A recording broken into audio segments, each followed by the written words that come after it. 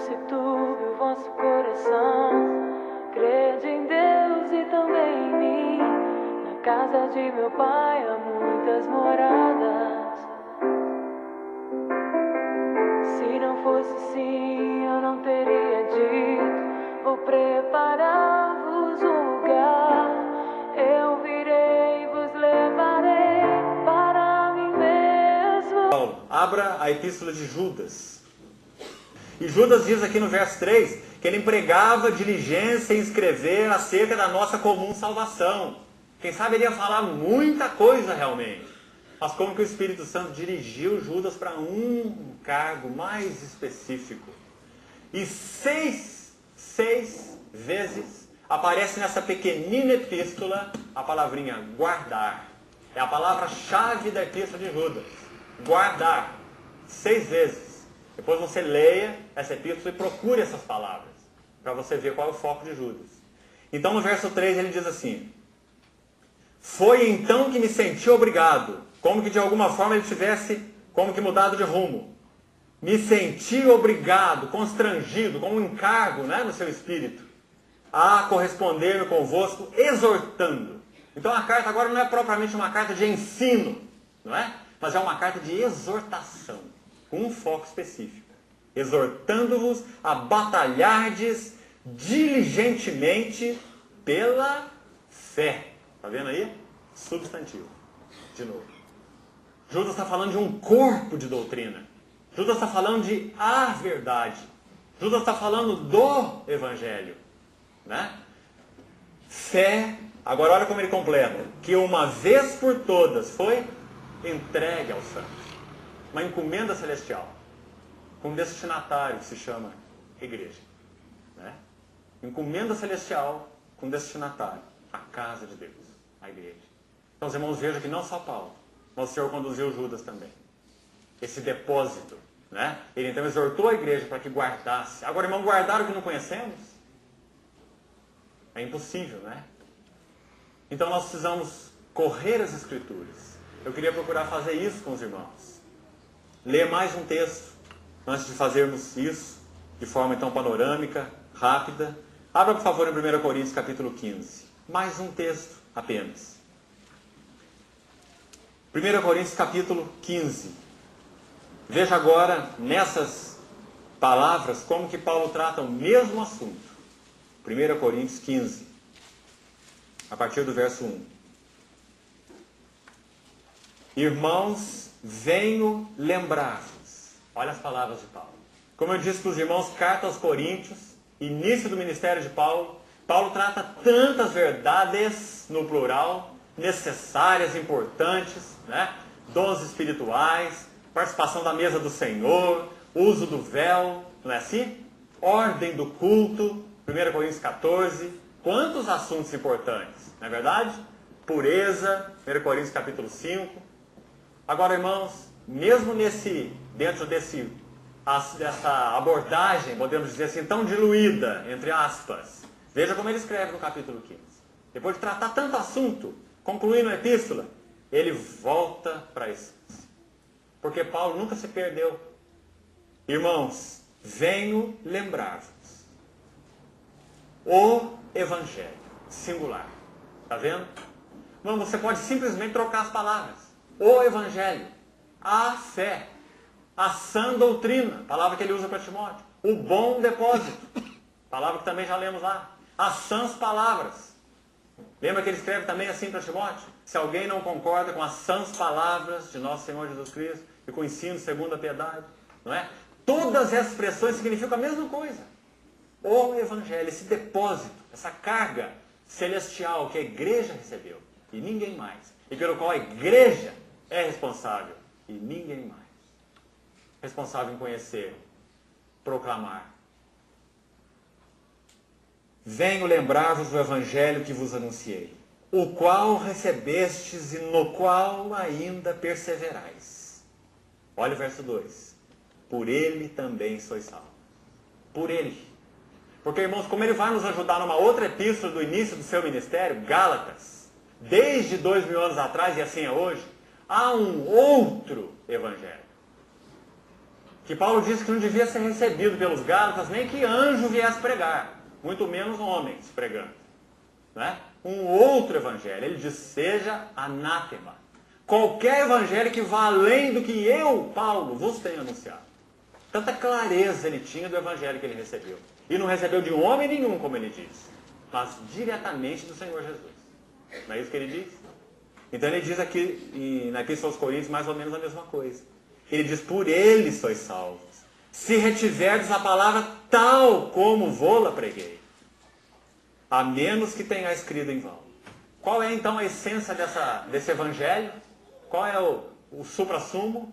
De novo, Paulo vai fazer um resuminho. Ele faz muitos resuminhos. Lá em 1 Timóteo 3,16 você viu um resuminho. Aquele que foi manifestado na carne, Cristo na eternidade, Cristo encarnado, Cristo na cruz, justificado em espírito, Cristo na ressurreição, Cristo na ascensão, não é? Recebido na glória. Aqui ele faz um outro resuminho. Antes de tudo, essa palavrinha antes de tudo, Paulo vai tocar no que é fundamental. Antes de tudo, eu vos entreguei o que também recebi. E aqui ele faz de novo um resuminho desse depósito. Cristo. Quanta verdade, né? Quanto conteúdo por baixo dessa palavra Cristo. A gente vai estar examinando esses dias.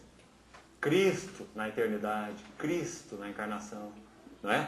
Cristo morreu, a expiação, outro fundamento, pelos nossos pecados, segundo as Escrituras. Foi sepultado e ressuscitou. Mais um resuminho.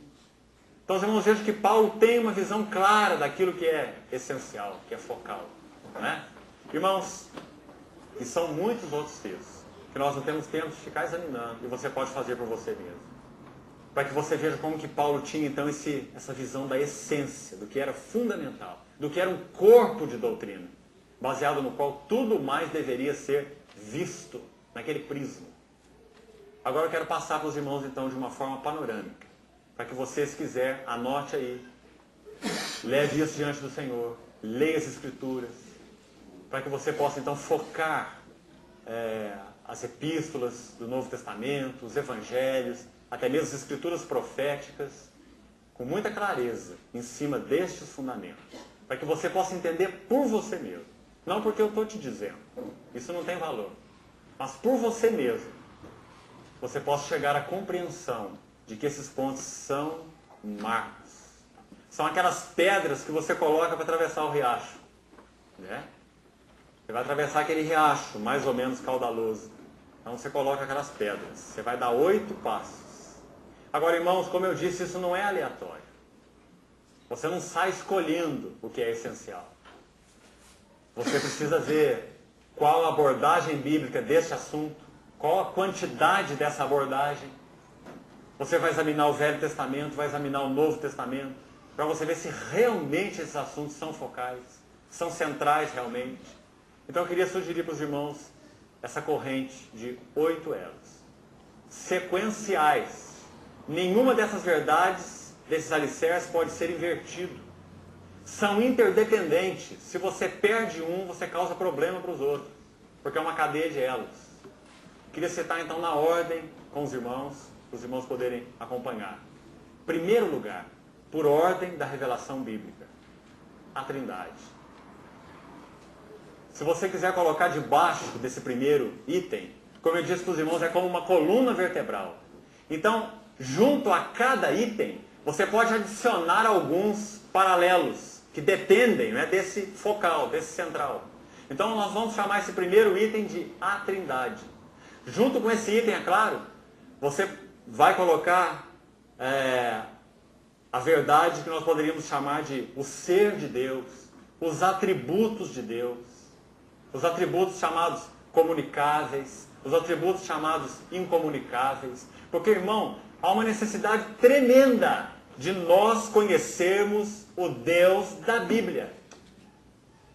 Porque nós temos duas opções. Ou nós formamos um conceito de Deus, e como isso tem sido feito hoje, no meio do povo de Deus. Por isso, de muitas maneiras, nós vemos um Deus manipulável, né? Um Deus que pode ser coordenado, um Deus domesticado, me perdoem a expressão, mas ela é uma verdade, um Deus de coleira, né? Mais ou menos como Jó tinha na cabeça dele, a visão de Deus inicialmente.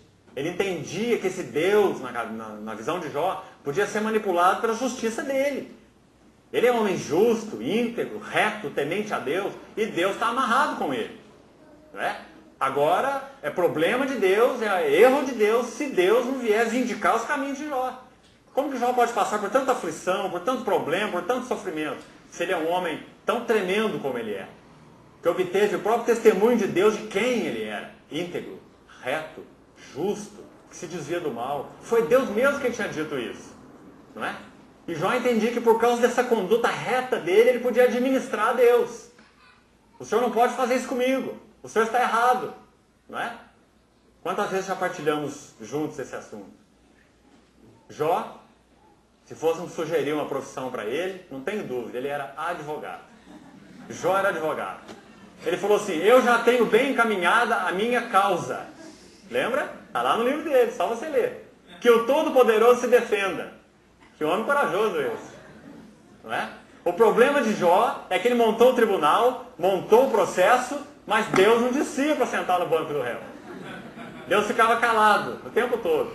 E aquele silêncio de Deus foi fazendo o quê? Expondo o coração de Jó. Não é assim? Então Jó começa a falar. Quanto mais sofre, mais fala. Assim somos nós. Não é? Ele começa o capítulo 3 com 6 porquês. Tem 6 porquês no capítulo 6. Por que eu não morri quando eu nasci, quando eu saí da madre? Por que houve 6 que me amamentaram? Por quê? Logo no capítulo 3. Não é? Quando a crise é precipitada, Jó se enche de porquê. Então o Senhor passa da crise para o processo. E agora Jó vai passar por um sofrimento lento. Primeiro ele leva uma pancada. Depois ele é colocado na panela para cozinhar. Né? Porque Deus é sábio. A carne que vai primeiro para a panela é porque é a mais dura. Normalmente nós achamos assim, quando nós nos convertemos no meio de uma família de ímpios, a gente fala assim, eu lá em casa fui o primeiro a converter. Sabe por quê? Porque você era o mais duro. A carne mais dura tem que ir para a panela primeiro. Né? Então assim era Jó. Jó foi colocado logo na panela, logo no início. E foi cozinhando, e cozinhando, e cozinhando. E quando você chega ao capítulo 38, você vê o Jó cozido. Não é? Ele está desmanchado, ele não aguenta mais. Ele já falou demais. O processo está lá com 1000 páginas. Mas Deus não veio para o tribunal. Então o que acontece no capítulo 38?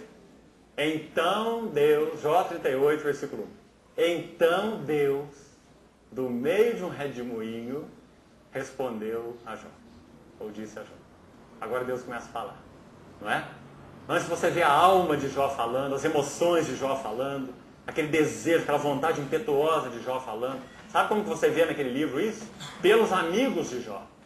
Ele faz Bildade e Zofar. Eles representam a mente, a vontade e as emoções de Jó. Então é muito interessante quando você estuda aquele livro nesse foco. Você vê Jó gritando, a alma de Jó gritando, gritando, mas chegou um tempo em que Deus começa a falar. Do meio de um redemoinho. Redemoinho fala de uma vida ascensional. Paulo usa essa palavra em Filipenses, que Deus nos chamou pela soberana vocação em Cristo Jesus. Ou uma vocação ascensional, né? Uma vocação para cima. Era isso que Deus estava fazendo com Jó. Não é que Jó não era perfeito, não era íntegro, não era reto, ele era. Deus foi quem disse que ele era, e Deus não mente. O problema era que Jó estava em um nível de justiça, santidade, glória e beleza que era insuficiente para Deus, não para os homens.